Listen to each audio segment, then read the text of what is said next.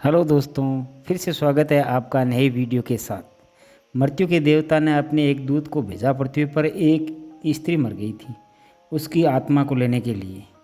देवदूत आया लेकिन चिंता में पड़ गया क्योंकि तीन छोटी छोटी लड़कियां जुड़वा एक अभी उस मृतक के शरीर पर लेट रही थी। एक चीख रही थी, पुकार रही थी, एक रोते रोते सो गई। उसके आंसू उसकी आंखों के पास सूख गए। तीनों छोटी जुड़वा बच्चियां और स्त्री मर गई। कोई उनको देखने वाला नहीं था। पति पहले मर चुका था, परिवार में और कोई भी नहीं था। इन तीनों छोटी बच्चियों का क्या होगा? उस देवदूत को यह ख्याल आ गया तो वह खाली हाथ वापस लौट गया। उसने जाकर अपने प्रधान को कहा कि मैं ना ला सका, मुझे क्षमा करें, लेकिन आपको स्थिति का पता ही नहीं। तीन जुड़वा बच्चियां हैं, छोटी छोटी दूध पीती। एक अभी भी मृतक के लगी हुई है, एक रोते रोते सो गई, दूसरी अभी चीख पुकार रही है। हृदय मेरा ना ला सका। ये नहीं हो सकता इस स्त्री को कुछ दिन और जीवन के दे दिए जाए।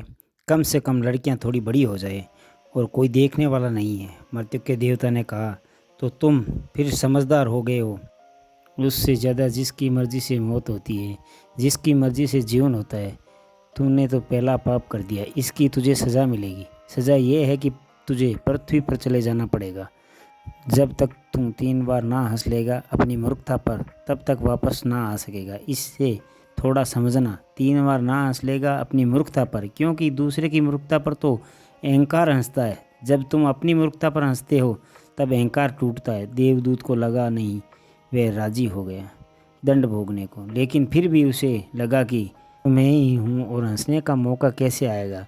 उसे रूस की ज़मीन पर फेंक दिया गया। एक चमार, सर्दियों के दिन करीब आ रहे थे, बच्चों के लिए कोट और कंबल खरीदने गया। रुपए इकट्ठे करके जब वह शहर गया तो उसने राह के किनारे एक नंगे आदमी को पड़े हुए ठुठुरते हुए देखा। यह नंगा आदमी वही देवदूत है जो पृथ्वी पर फेंका गया था। उस चमार को दया आ गई और बजाय अपने बच्चों के कपड़े खरीदने के, उसने इसी आदमी के लिए कंबल और कपड़े खरीद लिए।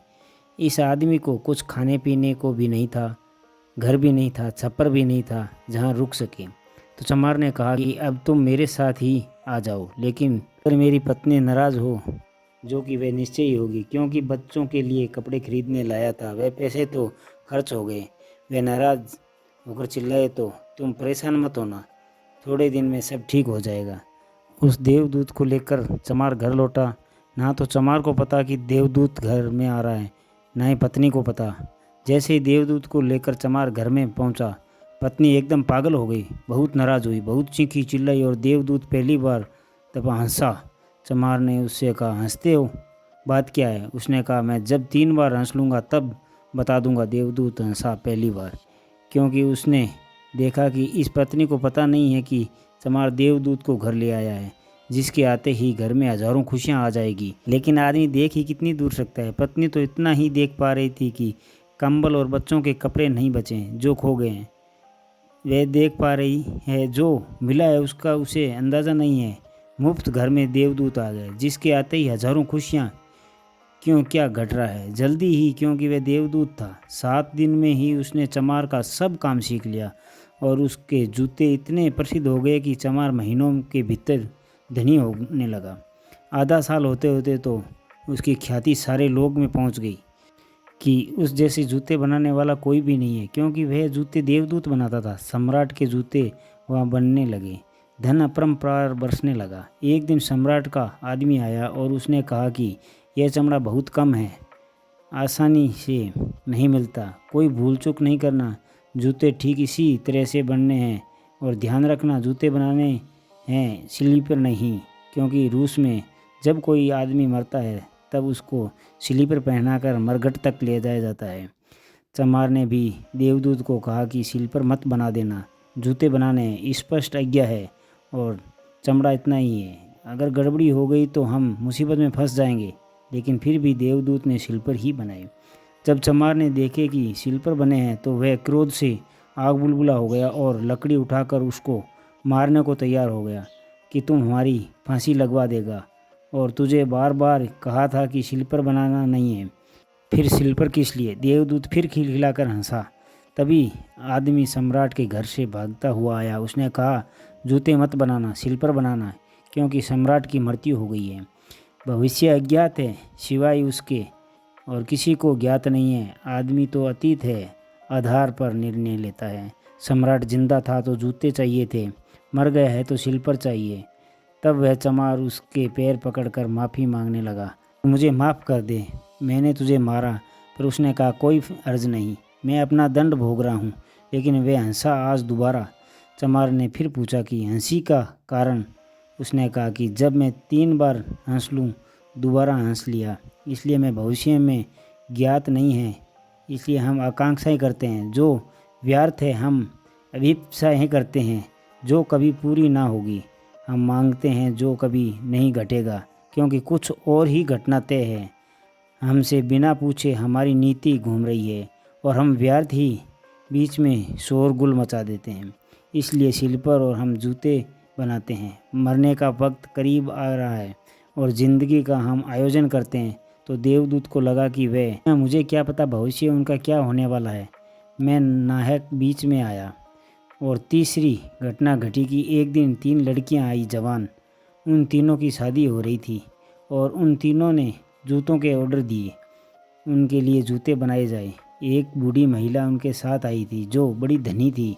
देवदूत पहचान गया, ये वही 3 लड़कियां हैं जिनको वह मृतक माँ के पास छोड़ गया था और जिनकी वजह से वह दंड भोग रहा है। वह सब स्वस्थ और सुंदर। उसने पूछा कि क्या हुआ, ये बुढ़िया औरत कौन है? उस बूढ़ी औरत ने कहा, ये मेरी पड़ोसन की लड़कियां हैं। गरीब औरत थी, उसके शरीर में दूध भी नहीं था, उसके पास पैसे भी नहीं थे और 3 बच्चियां जुड़वा। वह इनको दूध पिलाते पिलाते मर गई, लेकिन मुझे दया आ गई। मेरे कोई बच्ची नहीं है और मैंने इन तीनों बच्चियों को पाल लिया।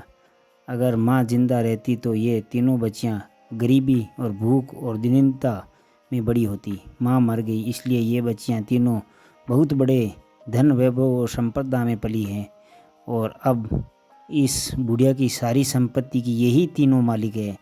इनका सम्राट के साथ विवाह हो रहा है। देवदूत तीसरी बार हंसा और चमार को उसने कहा कि ये 3 कारण हैं।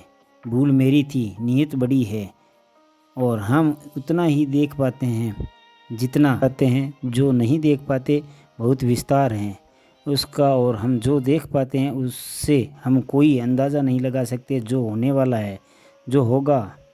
मैं अपनी मूर्खता पर 3 बार हंस लिया हूँ। अब मेरा दंड पूरा हो गया, अब मैं जाता हूँ। तुम अगर अपने को बीच में लाना बंद कर दो तो तुम्हें मार्गों का मार्ग मिल गया। फिर असंख्यक मार्गों की चिंता ना करनी पड़ेगी। छोड़ दो, उस पर शरणागत हो जाओ। वह जो करवा रहा है, जो उसने अब तक करवाया है, इसके लिए धन्यवाद। जो अभी कर रहा है उसके लिए धन्यवाद। जो वह कल करवाएगा उसके लिए धन्यवाद। बिना लिखा चेक देकर उसे धन्यवाद बोल दो। वह जो भी हो, तुम्हारे धन्यवाद में कोई फ़र्क नहीं पड़ेगा। अच्छा लगे बुरा लगे, लोग भला कहे बुरा कहे, लोगों को दिखाए पड़े दुर्भाग्य या सौभाग्य, ये सब चिंता तुम मत करना। मिलेंगे दोस्तों अगले वीडियो के साथ। तब तक अपना ख्याल रखें और मुस्कुराते रहिए। धन्यवाद।